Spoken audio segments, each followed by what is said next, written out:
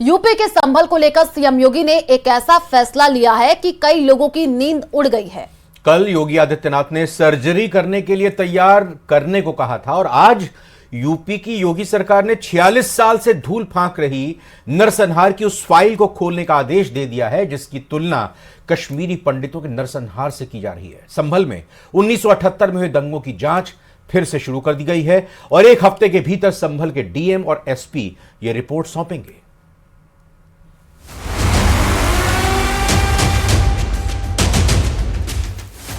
UP में surgery की तैयारी शुरू। खुल गई 1978 संभल दंगों की फाइल। 1978 में 184 हिंदुओं को सामूहिक रूप से जला दिया गया था। 46 साल पुराने दंगों की होगी जांच। कहा जाता नहीं, क्योंकि तुम इन हाथों से पैसा मांगोगे इसलिए उनके हाथ काटे जाते हैं, फिर उनके पैर काटे जाते हैं और फिर उनका गला रेंत करके हत्या होती है। योगी ने एक हफ्ते में टेबल पर मांगी रिपोर्ट। याद रखना, जिसने पत्थरबाजी की होगी, जिसने माहौल खराब किया होगा, उसमें एक भी बचने वाला भी नहीं है। योगी ने दे दी खाल बचाने की चेतावनी।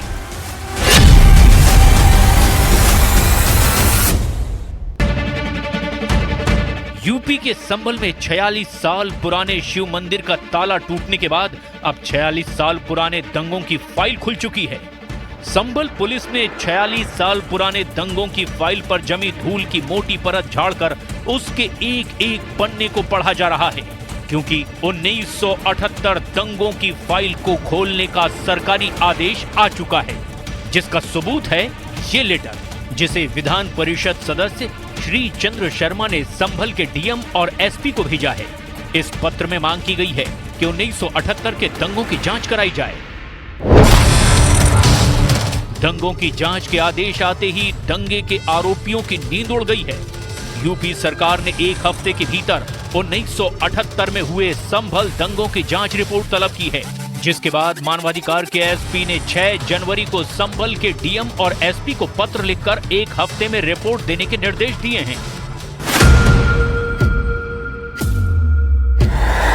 संभल में 1978 को हुए दंगों के पीड़ितों का आरोप है कि दंगे में शामिल आरोपियों को अभी तक सजा नहीं मिली है। जहां सबूतों के अभाव में दंगों के ज्यादातर आरोपी आसानी से बरी हो गए, वहीं उनके खिलाफ डर का ऐसा माहौल बनाया गया कि दंगों के पीड़ित ऊपरी अदालत का दरवाजा भी नहीं खटखटा पाए।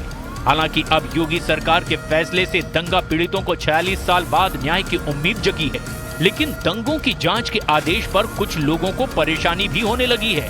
कांग्रेस ने 46 साल से धूल फांक रही दंगों की फाइल फिर से खोलने का विरोध किया है। 1978 में जब ये दंगे हुए थे संभल में, तब तो जनसंघ की सरकार थी ना, जनता पार्टी की सरकार थी ना। यही लोग तो जो आज जांच कराने जा रहे हैं सत्ता में थे। लगभग 8-9 साल से तो हमारे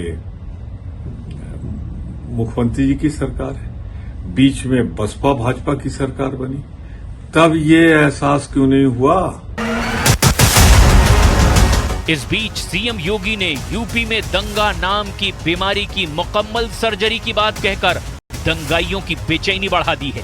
सोशल साइट एक्स पर सीएम योगी ने अपने इंटरव्यू का एक वीडियो शेयर करते हुए लिखा कि सर्जरी एक बार होगी और उस सर्जरी के लिए हमें तैयार रहना होगा। इस वीडियो में योगी ये कहते नजर आ रहे हैं कि पुराने जख्म का उपचार करना बहुत आवश्यक है, नहीं तो कैंसर हो जाता है। उसका समाधान होना बहुत आवश्यक है, क्योंकि ये उपचार की प्रक्रिया के साथ कितनी भी कीमोथेरेपी या रेडियोथेरेपी आप देते रहें, उसका समाधान नहीं होने वाला है। उन्होंने आगे कहा कि इसीलिए सर्जरी एक बार होती है और उस सर्जरी के लिए हमें तैयार रहना होगा।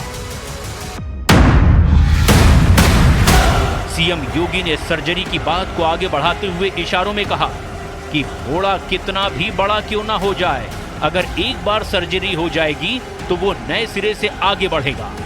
योगी के सर्जरी वाले बयान पर अभी सियासी घमासान छिड़ा ही था कि सीएम योगी ने वक्फ बोर्ड पर बड़ा जोरदार हमला बोल दिया। अपने इंटरव्यू का एक वीडियो शेयर करते हुए सीएम योगी ने लिखा, ये वक्फ बोर्ड है या भूमाफियाओं का बोर्ड है, एक एक इंच लैंड वापस लेंगे।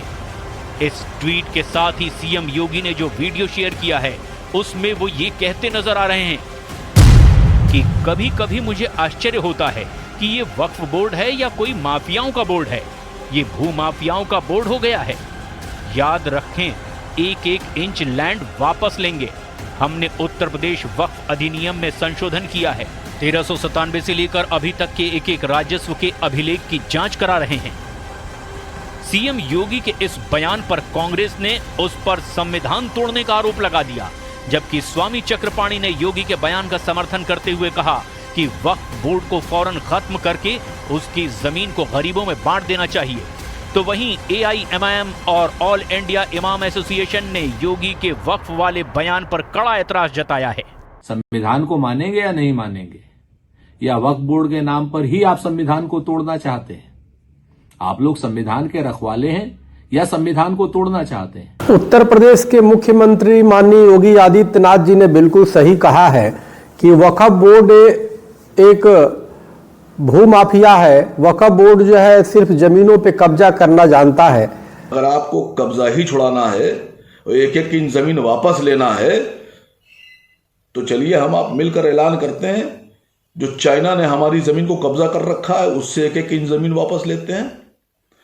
जो पाकिस्तान ने हमारे कश्मीर के भूभाग पर कब्जा कर रखा है, चलिए पाकिस्तान से हम अपनी जमीन एक एक इंच वापस लेते हैं। संवैधानिक पद पर बैठकर किसी भी आदमी को इस तरह का बयान देना गैर संवैधानिक है। ये उनका बयान नफरत फैलाने वाला है, क्योंकि वक्फ बोर्ड जो है वो लोकतांत्रिक तरीके से संविधान के अकॉर्डिंग पार्लियामेंट में पास हुआ एक्ट है।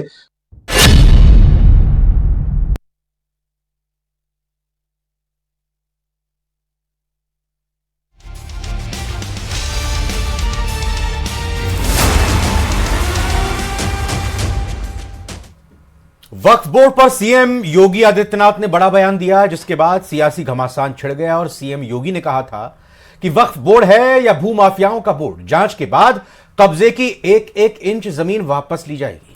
सीएम योगी के इस बयान पर जहां मौलानाओं ने आपत्ति जताई है, वहीं कांग्रेस और समाजवादी पार्टी भी सवाल उठा रही है। देखिए रिपोर्ट।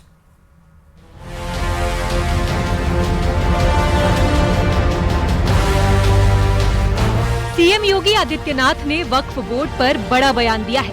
वक्फ बोर्ड पर दिए बयान के बाद सियासी घमासान मच गया है। विपक्ष ने सीएम योगी के बयान पर कड़ा एतराज जताया। सीएम योगी ने एक कार्यक्रम में बयान दिया। सीएम योगी ने कहा कि कभी कभी लगता है कि ये वक्फ बोर्ड है या भूमाफियाओं का बोर्ड है। योगी ने दावा किया कि जिस जमीन पर भी वक्फ के नाम पर कब्जा किया गया होगा, उस एक एक इंच जमीन को वापस लिया जाएगा और गरीबों के मकान बनाए जाएंगे। वहीं सीएम योगी के वक्फ पर दिए बयान को लेकर मौलाना और विपक्ष के नेता नाराज हैं और उन्होंने सवाल खड़े किए हैं। सीएम योगी के बयान पर AIMIM ने भी निशाना साधा है। यूपी के सीएम योगी आदित्यनाथ का एक बयान सामने आया है, जिसमें उन्होंने वक्फ बोर्ड पर तनकीद करते हुए कहा कि ये वक्फ बोर्ड है या भूमाफिया है और एक एक इंच जगह वापस ली जाएगी, उन पर शिक्षण संस्थान या गरीबों के लिए मकान बनाए जाएंगे। ये किसी भी संवैधानिक पद पर बैठे हुए व्यक्ति के लिए एक शर्मनाक बयान है, क्योंकि वक्फ बोर्ड पार्लियामेंट से पास शुदा एक वक्फ एक्ट के तहत बना हुआ है। 1970 का गजट मौजूद है। मैं मुख्यमंत्री जी से ये पूछना चाहता हूं कि अगर आपको पता है कि आपके सरकार के विभाग को भूमाफिया चला रहे हैं, तो आपने कितने भूमाफियाओं पे कार्रवाई की, किस भूमाफिया पे जांच बिठाई, किस भूमाफिया को जेल भेजा? आप मुख्यमंत्री हैं, आप अपने ही विभाग को भूमाफिया बता दे रहे हैं, अपने ही लोगों को, अपने कर्मचारियों को भूमाफिया बता रहे हैं। एसपी के सांसद हरेंद्र मलिक का कहना है कि वक्फ बोर्ड का गठन सरकार करती है। 7 साल तक सरकार क्या करती रही? वक्फ बोर्ड का गठन जो है वो प्रदेश सरकार करती है। किसने कब्जा किया, कैसा कब्जा किया, तो उस प्रदेश सरकार को सब जानकारी है।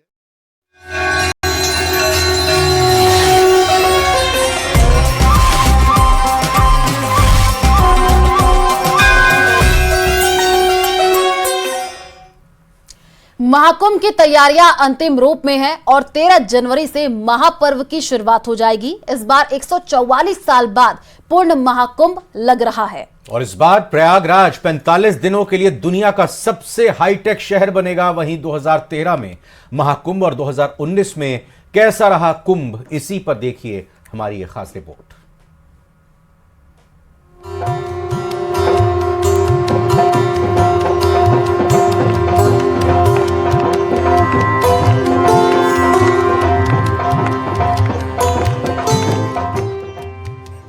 महाकुंभ सिर्फ एक मेला नहीं है, बल्कि ये आस्था, परंपरा और हिंदू संस्कृति का संगम है। श्रद्धालुओं के लिए ये एक पवित्र एहसास है, जिसका इंतजार सभी श्रद्धालुओं को बेसब्री से रहता है। अध्यात्म, संस्कृति और आर्थिक समृद्धि के संगम महाकुंभ की तैयारियां अंतिम रूप में हैं और 13 जनवरी से महापर्व की शुरुआत हो जाएगी। केंद्र की मोदी सरकार और उत्तर प्रदेश की योगी सरकार 2025 महाकुंभ से विश्व पटल पर अमिट छाप छोड़ने की पूरी तैयारी कर चुकी है। इस बार के महाकुंभ का मेला कई मायनों में बेहद खास होने वाला है। इस बार 144 साल बाद पूर्ण महाकुंभ लग रहा है। सरल शब्दों में समझें तो 12 साल लगातार 12 वर्षों तक लगने के बाद पूर्ण महाकुंभ लगता है। इसीलिए इस बार महाकुंभ में योगी सरकार श्रद्धालुओं के लिए कई ऐसी नई सुविधाएं प्रदान करने जा रही है, जिससे प्रयागराज इन 45 दिनों के लिए दुनिया का सबसे हाईटेक शहर बनेगा। वही बात अब पिछले महाकुंभ और कुंभ के रोचक आंकड़ों की करें तो 2013 महाकुंभ 55 दिनों तक चला था। 20 वर्ग किलोमीटर में मेला क्षेत्र था।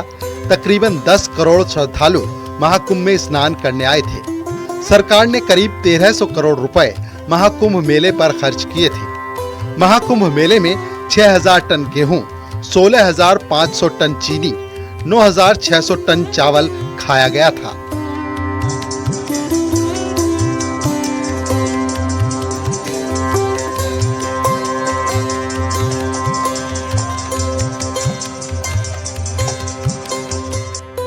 वहीं महाकुंभ मेला 2013 में श्रद्धालुओं के स्वास्थ्य का ध्यान रखने के लिए मेला क्षेत्र में 12 हेल्थ सेंटर बनाए गए थे। 243 डॉक्टर, 257 पैरामेडिकल स्टाफ की तैनाती की गई थी।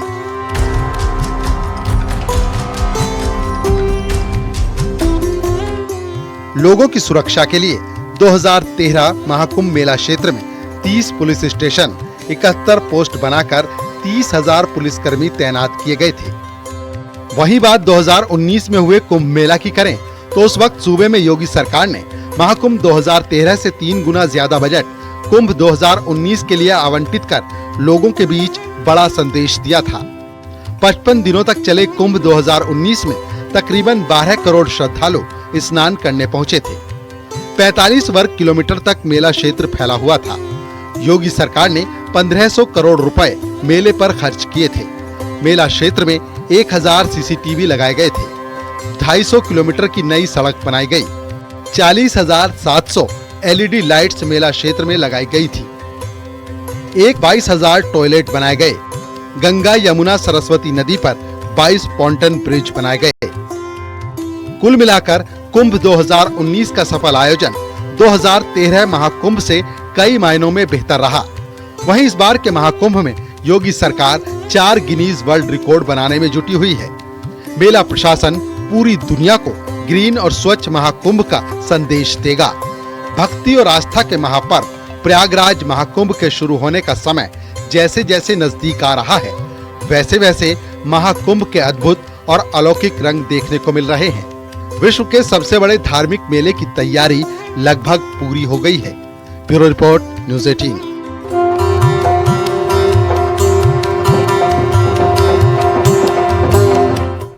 मोदी के खिलाफ लड़ाई के लिए बने इंडिया गठबंधन का दी एंड हो गया है। तेजस्वी यादव के बाद अब कांग्रेस ने भी गठबंधन के अंत की घोषणा कर दी है। कांग्रेस ने कहा कि यह गठबंधन सिर्फ लोकसभा चुनाव के लिए बना था। आखिर गठबंधन के इतिश्री की वजह क्या है? क्यों गठबंधन की पार्टियां कांग्रेस से दूर बनी रही हैं? आइए जानते हैं इस रिपोर्ट में।